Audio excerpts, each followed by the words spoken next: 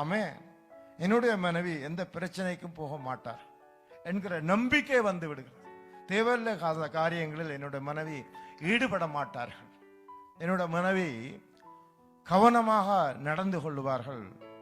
இப்படி எல்லாவித அந்த குணநலன்களையும் அந்த புருஷன் என்ன செய்கிறான், அப்படியே கேப்சர் பண்ணி நினைத்து சிந்திச்சு பார்த்து அவன் உள்ளம் நம்புகிறது. ஆமென். அவருடைய எல்லா விதமான பிஹேவியரை, அவருடைய எல்லா விதமான நடக்கைகளையும் பார்த்து பார்த்து அவனோட உள்ளத்துல ஒரு நம்பிக்கை மனைவி மேல வந்து விடுகிறது. ஆமென்.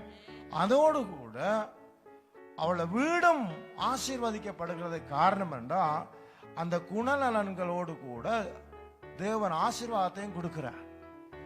மனுஷனுடைய கண்களை தயவையும் அந்த ஸ்திரிக்கு கொடுக்கிறார். ஆமென்.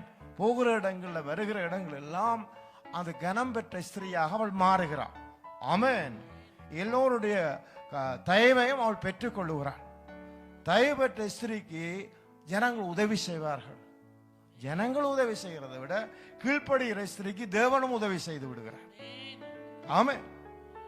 அதான் அந்த பகுதியில் நாங்கள் வாசிக்கிறோம்.